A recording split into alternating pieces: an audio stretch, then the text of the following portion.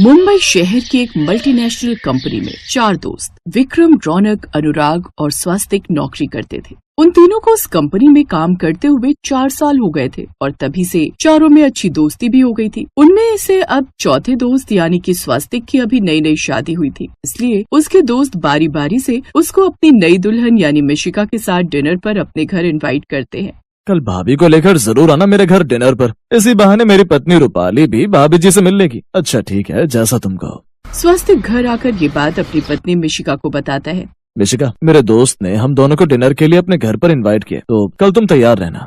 अच्छा ठीक है जी, मैं तैयार रहूंगी। अगले दिन वो दोनों विक्रम के घर डिनर पर चले जाते हैं, जहाँ रूपाली ने खाने में मटर पनीर, मलाई कोफ्ता, मिक्स वेज और मीठे में रसमलाई बनाई हुई होती है। रूपाली बड़े प्यार से खाना परोसती है। स्वास्तिक को खाना बड़ा अच्छा लगता है, लेकिन मिशिका उस खाने को बड़ा ही धीरे धीरे नाक से कोड़ कर खाती है। क्या हुआ मिशिका, तुम्हें खाना पसंद नहीं आया क्या? नहीं वो बात नहीं है, वो किसी भी सब्जी में आपने धनिया नहीं डाला ना? हाँ, वो मैंने जानबूझकर नहीं डाला क्योंकि हमारे यहाँ धनिया ज्यादा पसंद नहीं करते। कैसी बातें करती हो भाभी, बिना धनिया के तो कोई स्वाद ही नहीं आता सब्जी में। आप कितनी भी मेहनत कर लो सब्जी बनाने में, लेकिन जब तक उसमें धनिया ना डालो ना तो उसका स्वाद ही अधूरा रहता है। और सब्जी में डालने से सब्जी में भी कैसे निखार आ जाता है। आपको पता है धनिया के पत्ते पचने में हल्के होते हैं और पाचन क्रिया को बेहतर बनाने में मदद करते हैं, जिससे पेट फूलना, दस्त, आंत, ऐंठन को भी कम करने में मदद मिलती है। क्योंकि इसमें एंटी डायरियल होता है, इसलिए हमें खाने में इसका इस्तेमाल जरूर करना चाहिए। और सच कहूँ तो मुझसे धनिया के बिना तो सब्जी खाई ही नहीं जाती, इसीलिए ये खाना तो मुझसे खाया ही नहीं जाएगा।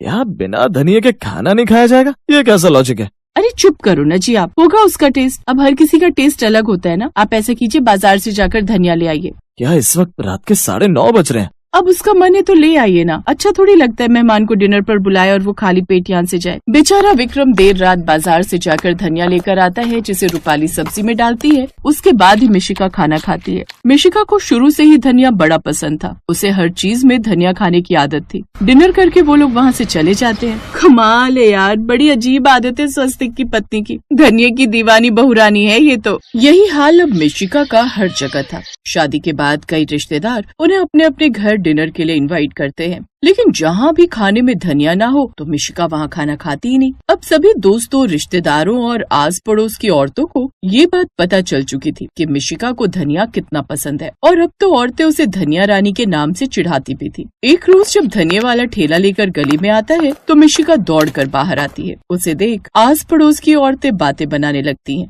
ये लो आ गई धनिया रानी, मैडम के घर में कुछ हो ना हो, लेकिन ये धनिया के बिना तो इन्हें चैन ही नहीं आता होगा। सही कहा तूने, अगर गलती से कभी ये मिशिका आजू बाजू से गुजर भी जाए तो उसमें से धनिया की स्मेल आती है। अब जल्दी से यहाँ से निकल लो, नहीं तो धनिया के ऊपर ही 10 लेक्चर सुना देगी हमें। फिर मिशिका उस धनिया वाले से ढेर सारा धनिया लेकर चली जाती है।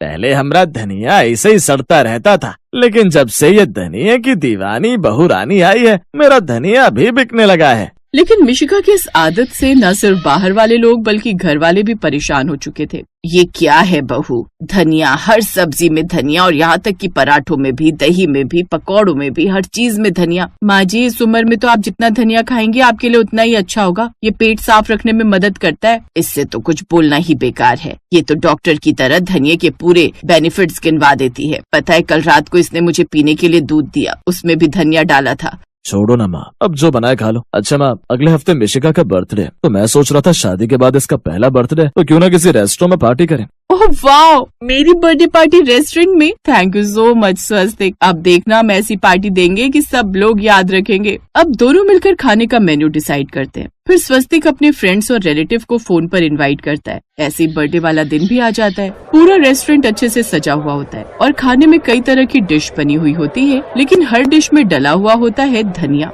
है ये खीर, रसमलाई, गुलाब जामुन में धनिया कौन डालता है यार? अरे वो तो शुक्र मना कि इसने केक में धनिया नहीं डलवाया। इसका बस चलता तो केक को भी धनिया से गार्निश कर देती। उनकी ये सब बातें सुनकर मिशिका वहाँ आ जाती है और एक बार फिर धनिया के ऊपर लेक्चर देना शुरू कर देती है। अरे धनिया पता भी है हेल्थ के लिए कितना अच्छा होता है। धनिया किडनी के स्वास्थ्य को अच्छा करता है और ये इम्यूनिटी सिस्टम को भी मजबूत बनाता है। धनिया का जूस वजन घटाने में भी मदद करता है। तो हुए ना धनिया खाने के कितने फायदे। अच्छा नाउ एंजॉय। धनिया की दीवानी बहुरानी उन्हें ढेर सारा लेक्चर देकर चली जाती है। तकरीबन 5 घंटे तक बर्थडे पार्टी चलती है, जिसमें सब खाने पीने के बाद मिशिका को ढेरों गिफ्ट्स देकर चले जाते हैं। स्वस्तिक, जल्दी से इन गिफ्ट्स को कार में लोड करो, मुझसे तो वेट ही नहीं हो रहा है, इतने सारे गिफ्ट्स, ना जाने क्या क्या होगा इनमें। उन्हें घर आते हुए रात के 2 बज जाते हैं, लेकिन मिशिका को तो गिफ्ट्स देखने की इतनी एक्साइटमेंट थी कि उससे तो कंट्रोल ही नहीं होता। हाय, मुझे तो अभी ये अपने गिफ्ट्स देखने की बेचैनी हो रही है। अभी सो जा यार मिशिका, सुबह देख लेना, अभी काफी नींद आ रही है। हाँ, तो तुम्हें कौन डिस्टर्ब कर रहा है, तुम आराम से सो जाओ ना। स्वस्तिक कमरे में सोने चला जाता है और मिशिका हॉल में बैठकर सारे गिफ्ट्स खोलने लगती है। ये बड़ा डिब्बा है, शकुंतला बुआ जी ने दिया था, इसमें जरूर साड़ी होगी और शायद इस वाले में कोई बैग। यही सब सोचकर मिशिका पहले बड़ा डब्बा खोलती है, जिसके अंदर पैक होता है ढेर सारा हरा धनिया। है हरा धनिया, वो भी गिफ्ट में? ये बुढ़ापे में बुआ सठिया गई है क्या? खैर, अब दूसरा गिफ्ट खोलती हूँ। मिशिका जैसे ही दूसरा गिफ्ट खोलती है, उसमें भी होता है ढेर सारा धनिया, लेकिन इस बार पिसा हुआ धनिया। बाप रे, इतनी चिंदिया चोरी, पिसा हुआ धनिया गिफ्ट में दे डाला। अब डरते हुए वो तीसरा गिफ्ट खोलती है, जिसके डिब्बे के अंदर होते हैं धनिया के बीज। अब वो जितने भी गिफ्ट खोलती है उन सभी में धनिया ही धनिया होता है। वो सारा धनिया ले जाकर रसोई में रख देती है और इन्हीं सब में सुबह भी हो जाती है। सुबह जैसे ही सास चाय बनाने के लिए रसोई में आती है तो रसोई का ये हाल देखकर हैरान रह जाती है ये मैं गलती से नींद में चलते चलते कहीं धनिये के गोदाम में तो नहीं आ गई। तभी स्वस्तिक भी मिशिका को ढूंढते हुए वहाँ आता है। मिशिका सर पर हाथ रखे मुंह लटकाए उस धनिये के बीचों बीच बैठी हुई होती है। ये सब क्या है मिशिका? धनिये से भरी रसोई। सही कहा तुमने, ये तो धनिये से भरी रसोई ही लग रही है। और तुम रात भर सोई नहीं क्या?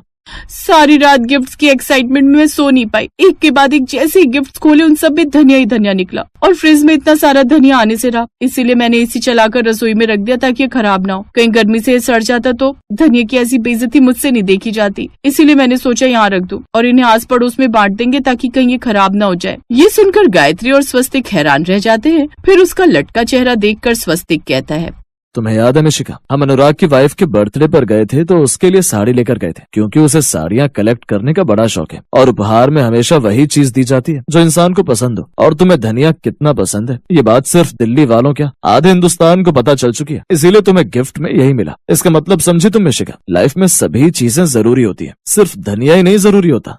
सही कहा बेटा, कोई भी चीज एक हद तक ही ठीक लगती है। अब खीर में भी कोई धनिया डाल दे तो वो तो अति ही हो गई ना। तुझे पता है तेरे जन्मदिन पर आधे लोग बिना स्वीट्स खाए चले गए, क्योंकि मीठे में तूने अपनी पसंद के धनिये के पत्ते जो डलवा दिए थे। ये बात सुनकर अब मिशिका को अपनी गलती का एहसास होता है। अब मिशिका धनिये का इस्तेमाल हिसाब से ही करती और मीठे में डालना बंद कर देती है, जिससे अब उसके ससुराल वालों को बिना धनिये की खीर और गुलाब जामुन खाने को मिलते हैं, जिससे अब उसकी इस बदली आदत से अब उसके घर वाले भी खुश थे।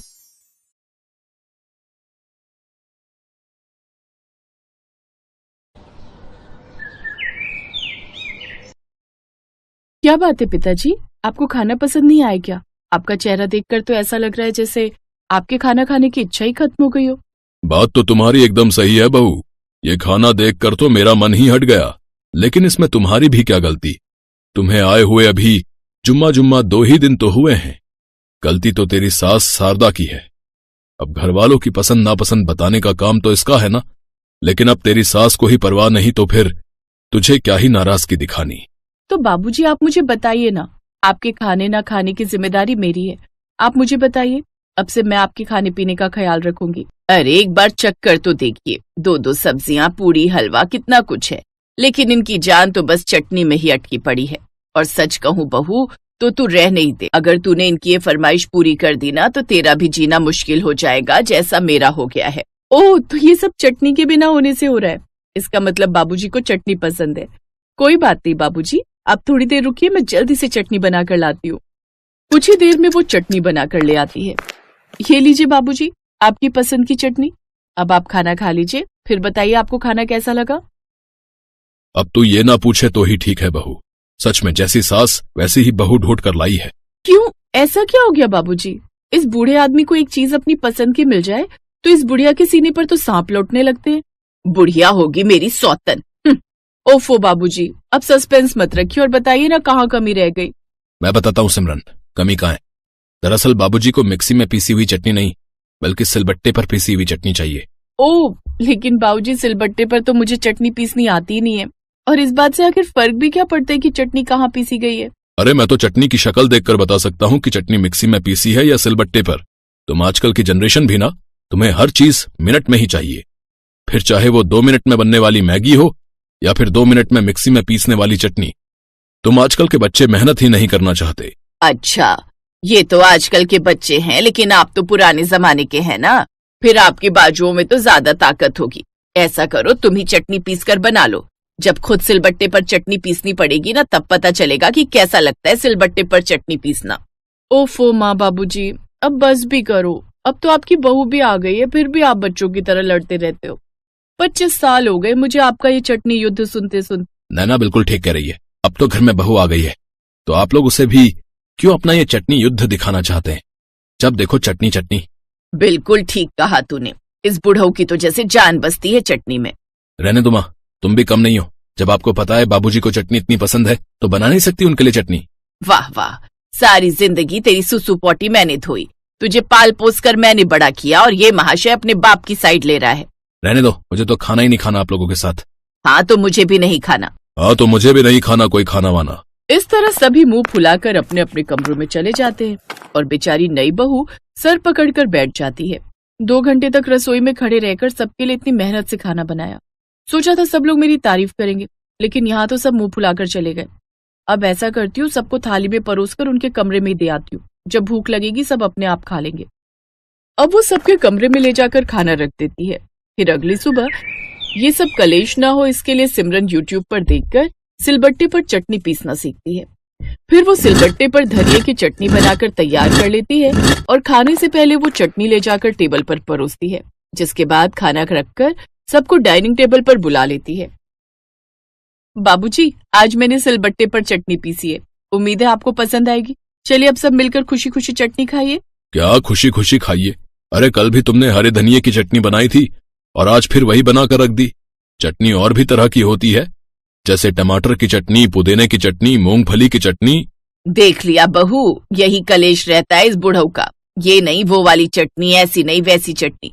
बड़ा मुश्किल है इस बुढ़ऊ को खुश करना। इसका नाम भले शरीफ राम है, लेकिन हरकतें इनकी बिल्कुल भी शरीफों वाली नहीं है। इसी तरह ससुर की सुई जाकर चटनी पर अटक जाती है, और वो भी रोज अलग अलग चटनी पर जाकर।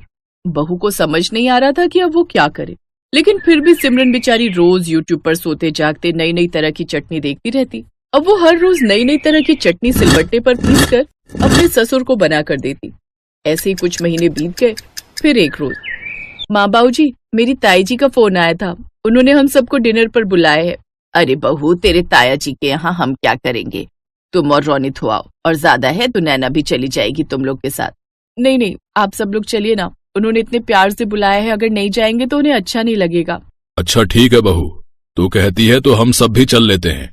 बहू के बार बार कहने पर वो सिमरन के मायके चले जाते हैं। उन्होंने उनकी आवभगत के लिए पूरी तरह की तैयारी की हुई थी।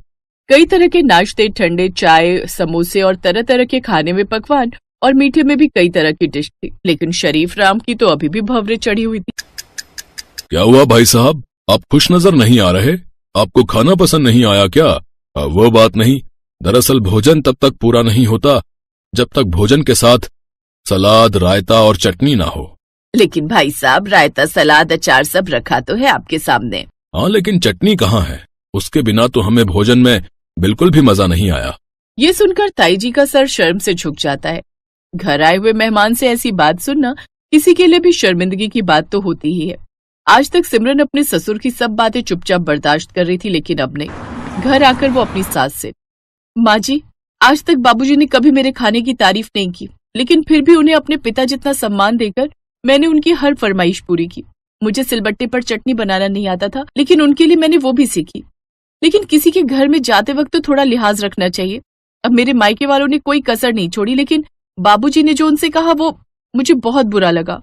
अरे तो तेरे ससुर के साथ इतने सालों से मेरी और किस बात को लेकर लड़ाई हो रही थी, लेकिन लगता है अब उनकी अकल ठिकाने लगाने का समय आ गया है। फिर एक रोज सिमरन के मम्मी पापा उनको डिनर पर बुलाते हैं, जहाँ वो रोटी के साथ सब्जी की जगह तरह तरह की चटनी परोसते हैं। ये लीजिए भाई साहब, तोरी की चटनी, पुदीने की चटनी, धनिये की चटनी, टमाटर की चटनी, लहसुन की चटनी, मूंगफली की चटनी, कई तरह की चटनी आपके लिए बनाकर तैयार रखी है, वो भी सिलबट्टे पर पीसी हुई।